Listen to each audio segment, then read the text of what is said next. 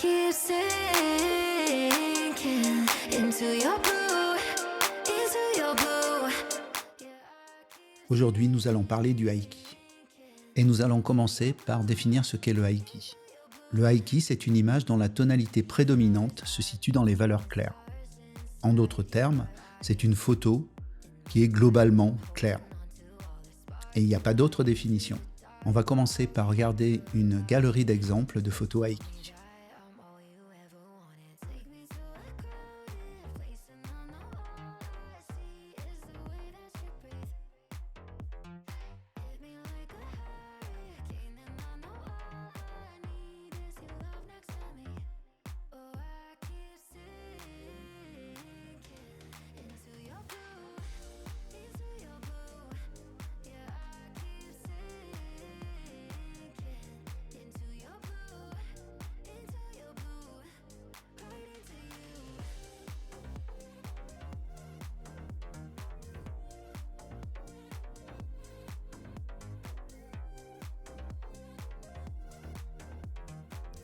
Nous allons donc commencer par examiner plusieurs images afin de déterminer qu'est-ce qui est Aiki et qu'est-ce qui ne l'est pas. La première photo est une photo qui a été réalisée en stage. Elle a été éclairée au bol beauté, sans ajout d'aucune source que ce soit et sans ajout de réflecteur. On a donc une jeune fille blonde, à peau claire et aux yeux clairs. On a un fond blanc et la luminosité globale de l'image est claire, mais avec du modelé, c'est-à-dire que on a la sensation des volumes. L'image aurait pu être davantage éclaircie, sans problème, sans que le fichier commence à cramer.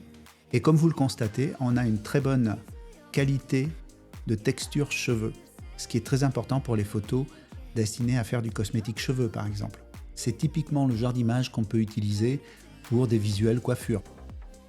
Sur cette image, on voit un modèle à la peau très claire sur un fond blanc, avec des valeurs claires qui ont été poussées d'ailleurs au développement de manière assez marquée. Et on voit également une tenue noire très dense, elle-même marquée dans la densité des noirs. Ici, ce n'est pas un Aiki. Pourquoi ? Parce qu'il n'y a pas de tonalité claire dominante. Il y a une présence de valeurs claires, mais elle n'est pas dominante.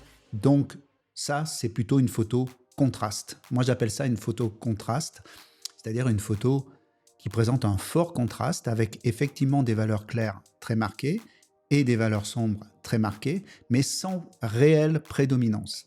Ici, on a le même mannequin que sur la première des photos qu'on a examinées. Il s'agit bien d'un Aiki parce qu'on a une vraie prédominance claire. Cette photo est un visuel coiffure pour une marque de cosmétiques. Cette photo est également un Aiki. Le modèle a les cheveux sombres, mais il n'empêche que la proportion de valeurs claires est suffisamment importante pour que cette image soit effectivement un Aiki. Alors, comment faire pour faire un Aiki ? C'est pas compliqué du tout. Malgré tout, je vois beaucoup de gens qui ont des difficultés et avec le fait de définir ce que c'est qu'un Aiki, et ensuite avec le fait d'en réaliser.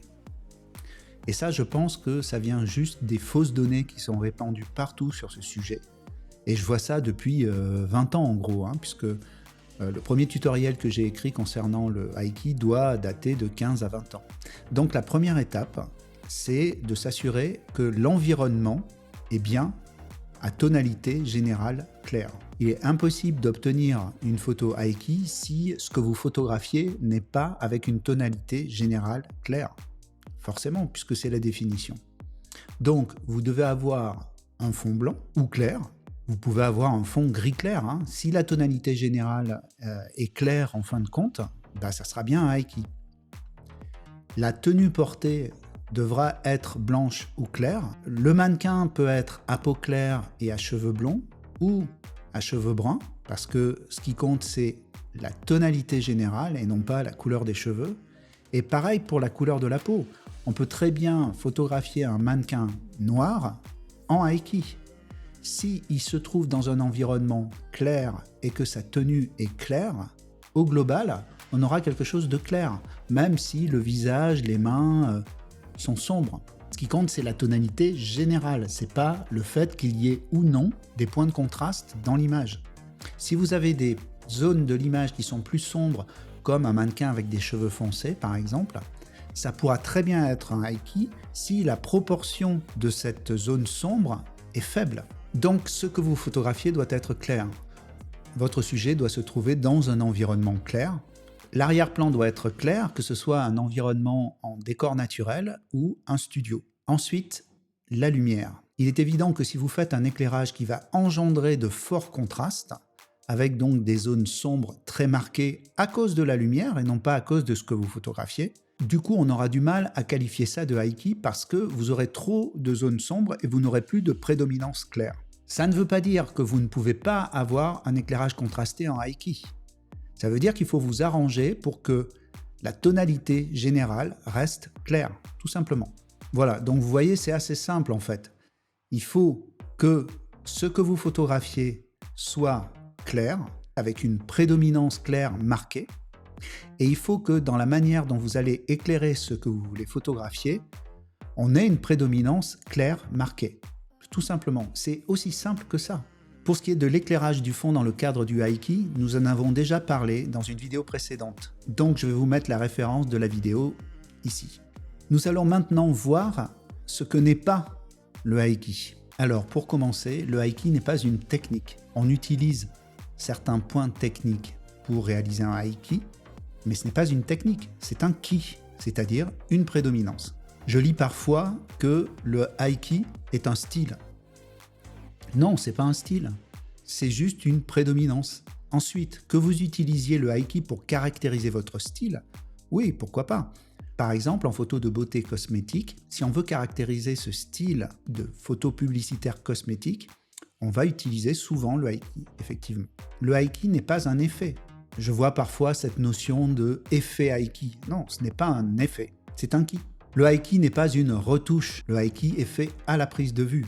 Parce que si vous photographiez quelque chose qui n'a pas de prédominance claire, vous n'obtiendrez pas un high key. La retouche, c'est juste un outil qui va vous permettre de finaliser votre image. Le high key n'est pas un éclairage. Que vous utilisiez un certain type d'éclairage, on en a parlé précédemment, pour réaliser un high key, ok. Mais il n'y a pas d'éclairage high key, ça n'existe pas. Ce qui est high key, c'est l'image. Et cette image a une prédominance générale claire. Pareil pour le traitement, ce n'est pas un traitement. Le fait que vous mettiez au service de votre high key un type de traitement, oui, le high key c'est l'image elle-même lorsqu'elle a cette prédominance claire. Alors, venons-en à la notion de surexposition et de cramage. Un high key c'est une photographie. Et n'importe quel photographe un tant soit peu averti sait qu'on ne crame pas les images, on ne surexpose pas. Parce que sinon, on détruit la matière de l'image. Donc une photo surexposée, en fait, c'est pas une photo. Un high key ne peut pas être surexposé. Vous devez appliquer les mêmes règles que vous appliquez à vos autres photos au high key. Si vous voulez une image avec une prédominance claire, photographiez quelque chose qui déjà a une prédominance claire et ensuite vous n'aurez pas besoin de cramer quoi que ce soit. Vous aurez juste à éclaircir votre image au post-traitement. Oui, certainement, mais dans les limites de la non-surexposition. Votre fichier sera correctement exposé, il sera juste très clair, ce qui correspond à la définition de high key. Votre fichier sera juste dans les valeurs claires, mais il ne sera pas cramé. Donc partout où on vous dit que pour faire un high key, il faut cramer les images, c'est simplement de pures fausses données sur le sujet. Donc, en conclusion, un high key c'est simplement une image dont la tonalité générale se trouve dans les valeurs claires. Donc le high key concerne bien la photo elle-même et non pas ce qu'on a mis en œuvre pour l'obtenir. Bien, je vais vous mettre un lien vers plusieurs tutoriels sur ce sujet parce que j'ai écrit pas mal de choses là-dessus. Le livre en parle également, donc vous pouvez aussi vous reporter au livre. Cette vidéo est maintenant terminée. Abonnez-vous parce que ça vous permettra de recevoir les notifications pour les futures vidéos. Et mettez un j'aime sur cette vidéo si vous l'avez appréciée. Et puis surtout, n'oubliez pas, restez frais.